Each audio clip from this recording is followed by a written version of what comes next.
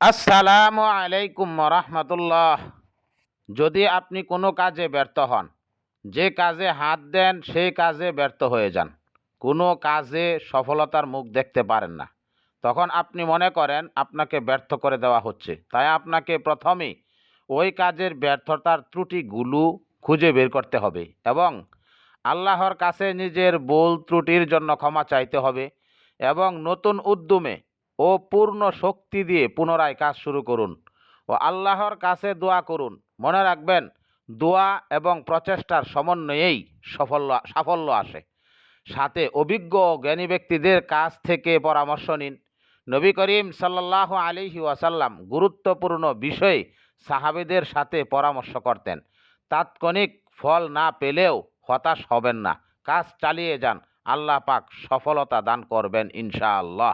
আমল কিভাবে করবেন? প্রত্যেক নামাজের পর বেশি বেশি ইস্তিগফার ও দুরূদ শরীফ পড়ুন।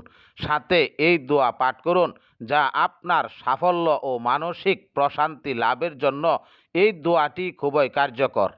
আল্লাহুম্মা লা সাহলা ইল্লা মা জাআলতাহু সাহলা ওয়া আনতা তাজআল হাজানা ইযা শি'তা সাহলা।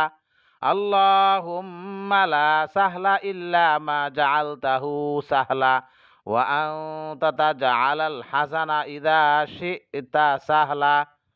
আল্লাহুম্মা লা সাহলা ইল্লা মা জাআলতাহু সাহলা ওয়া আনতা তাজআলাল হাজানা ইযা শি'তা সাহলা। অর্থ: হে আল্লাহ, আপনি যা সহজ করেছেন তা ছাড়া আর কোনো সহজতা নেই, আর আপনি যখন চান তখন কঠিন কেউ সহজ করে দেন। সহিহ ইবনে হিব্বান। এই দোয়াটি কমপক্ষে প্রতিদিন 40 বার করে পাঠ করুন। শেষে আবার দুরূদ শরীফ পড়ে আল্লাহর কাছে দু হাত তুলে দোয়া করুন। এই আমলগুলো আন্তরিকতা ও বিশ্বাসের সাথে পালন করলে ইনশাআল্লাহ ব্যর্থ কাজ সফল হওয়ার পথ সুগম হবে। আল্লাহ পাক আমাদের সফল প্রচেষ্টায় বরকত দান করুন। আমিন।